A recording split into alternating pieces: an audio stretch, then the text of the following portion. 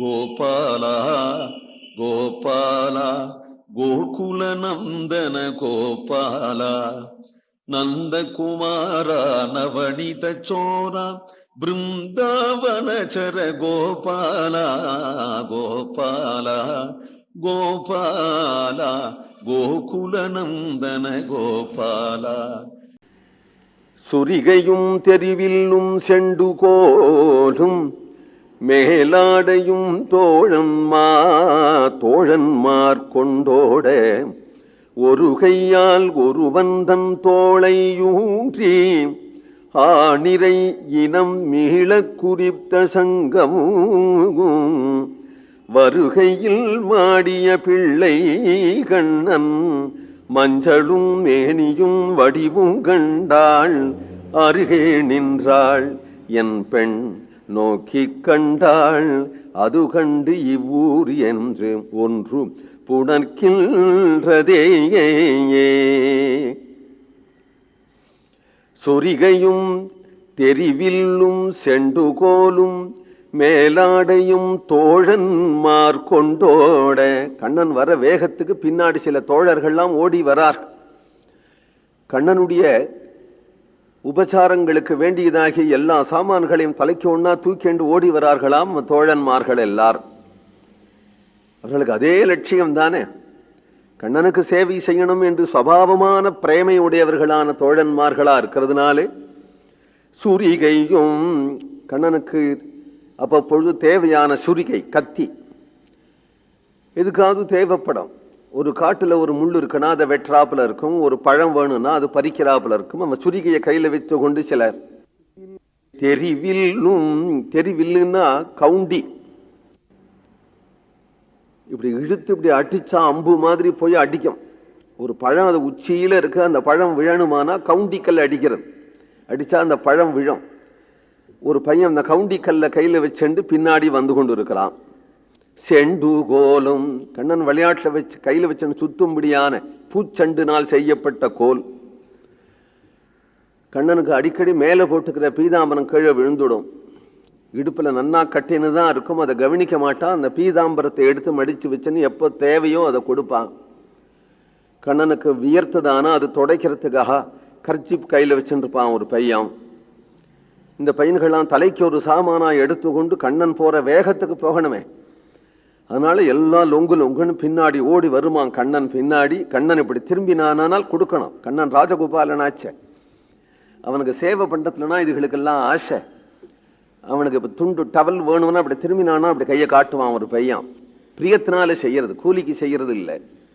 எப்படி நம்பெருமாள் புறப்பட்டாக்க முன்னாடியும் பின்னாடியும் தொண்டு செய்யக்கூடிய ஸ்ரீ வைஷ்ணவர்கள் பல சாமகிரிகளை எடுத்துக்கொண்டு பின்னாடி கூட்டமா வரார்களோ அதுபோல ஓடி ஓடி இவர்கள் கண்ணன் பின்னாடி ஓடி வரார்.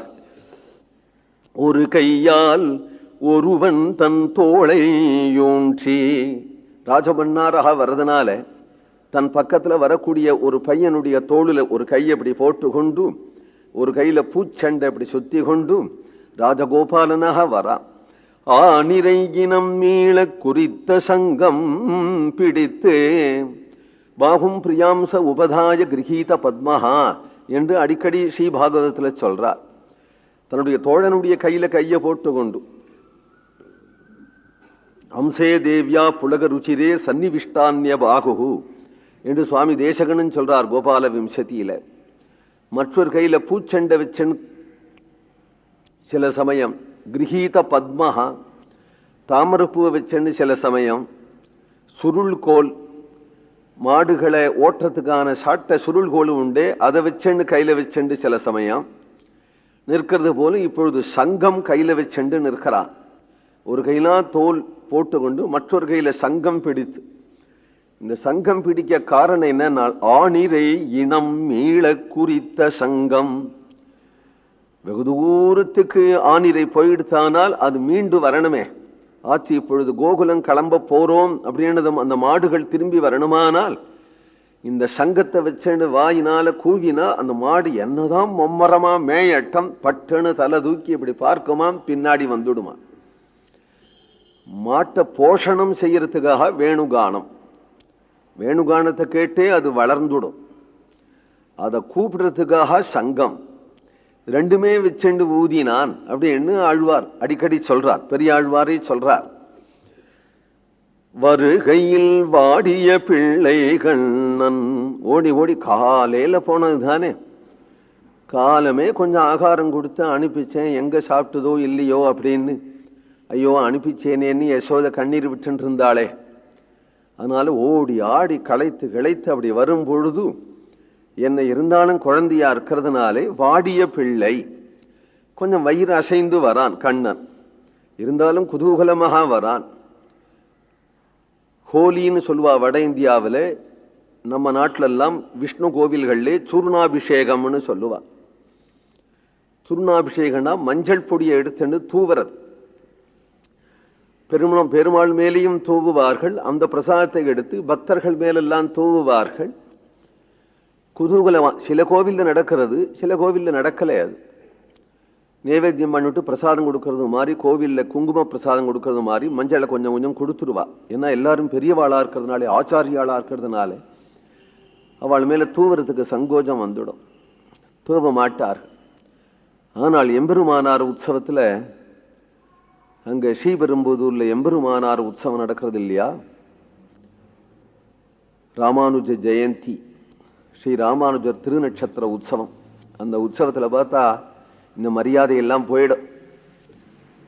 எல்லாரும் ஸ்ரீ ராமானுஜருடைய திருமேனி மேலேயே சுருணாபிஷேகம் பண்ணி அதையெல்லாம் எல்லார் மேலேயும் வீசி, ஒருத்தர் நிற்கிறது ஒருத்தருக்கு தெரியாது. நம்ம வட இந்தியாவில் பாங்கே விகாரி, பிருந்தாவன விகாரி சந்தியில நடக்கிற ஹோலி மாதிரி இருக்கும் அந்த உற்சவம். மஞ்சள் பொடியை எடுத்து தூவார்கள். ஆச்சாரியன்தான் இருந்தாலும் இவாளுக்கு அந்த மரியாதை போயிடும் அந்த பிரேமையினால. ஏன்னா ராமானுஜருடைய திருமேனி அப்படி இருக்கும், தக தக தக தகன்னு இருக்கும். சில ஊர்களை நம்ம அழகர் வந்தாலும் இந்த மரியாதை எல்லாம் போயிடும். காரணம் என்னன்னா, அவர் கூட்டம் மரியாதை உள்ள கூட்டம் இல்லை. நம்பெருமாள் கூட்டமா இருந்தா எல்லாரும் ஸ்ரீ வைஷ்ணவர்கள் ஆச்சாரியர்கள் மேலப்படாதேன்னு போயின்னு இருப்பா. அழகர் கூட்டங்கள்லாம் எல்லாம் கள்ளர்கள் தானே.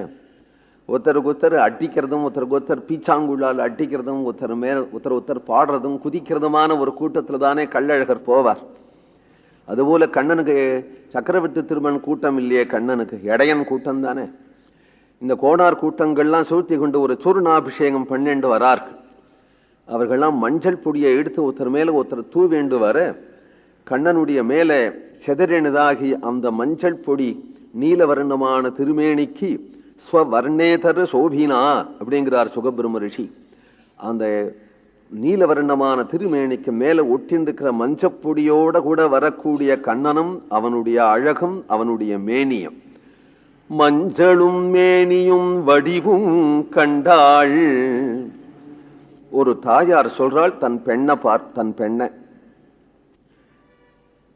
கண்ணன் இப்படி வரும்பொழுது, இது என்னவோ வாசல்ல போய் நின்று எல்லாரும் தான் பாக்குறா. எங்காத்து பொண்ணு மட்டுமா பாக்குறா? அவாத்து பொண்ணு பார்க்கலையா, அவாத்து பொண்ணு பார்க்கலையா? பொண்ணு பார்க்கறது இருக்கட்டும், அம்மா எல்லாம் பார்க்கலையா? அம்மா பார்க்கறது இருக்கட்டும், பாட்டி எல்லாம் பார்க்கலையா? யார்தான் பார்க்கல? ஏதோ போய் நின்னுது பாவம். இது போய் பார்த்தது மஞ்சளும் மேனியும் வடிவும் கண்டாகாள். இதுவும் கொஞ்சம் நிதானிச்சுக்கலாம். இதுக்கு அவளது கவிடு சூது தெரியாது, அப்படி வளர்த்துட்டேனா. இது நேர கிட்டக்க போய் நின்னது. அருகே நின்றாகாள் என் பெண். வர வர கிட்டக்கவே போயிடுது. கண்ணன் பின்னாடி போய் நிற்கிறாள். நாம் போய் கூப்பிடுவோனாலோ ஒரே கூட்டமா ஹாய் கோயின்னு சத்தமும் மாடும் கன்றும் பசங்களுமா இருக்கு. வீட்டு வாசலே இருந்து நீங்க வாடி இங்க வாடின்னு கூப்பிடுறேன், அது போயிடுது. எட்டக்க இருந்து எல்லாரும் தான் பாக்குறா. அது போல ஆத்து வாசல இருந்து கண்ணனை பார்க்க கூடாதோ? கிட்டக போய் நோக்கி கண்டாகாள். கண்ணனையே ஒத்து ஒத்து ஒத்து ஒத்து பாக்குறா. வெச்ச கண் எடுக்க மாட்டேங்கிறா. கண்ணனோடையே போயிட்டா. அதுக்கு காரணம் கண்ணன் அவ்வளவு அழகா இருக்கான். எல்லாரும் தான் பாக்குறா, ஊர் பூராதான் பாக்குறது. ரிஷிகள்லாம் கூட தான் பாக்குறா, தேவர்கள் எல்லாம் கூட பாக்குறா. ஆனா இந்த ஊர் ரொம்ப பொல்லாது. வேண்டித்துனா ஒரு வார்த்தை பேசும், வேண்டலைன்னா ஒரு வார்த்தை பேசும். இந்த ஊருக்கு தான் நான் பயப்படுறேன். ஏன் அவாத்து பொண்ணு போகலையா, இவாத்து பொண்ணு போகலையா? எந்த பொண்ணு போகல? அது கண்டு இவ்வூர் ஒன்று புணர்க்கின்றதே. உடனே இந்த ஊரெல்லாம் பெரிய வம்பு அடிக்கிறது. இவ கண்ணன் பின்னாடியே சுத்ரா, கண்ணன் பின்னாடியே போறா அப்படின்னு ஊரெல்லாம் ஒரு வம்பு அடிக்கிறது என்று ஒரு தாயார் வருத்தப்படுறாளாம். கோவிந்தநாம சங்கீர்த்தனம்.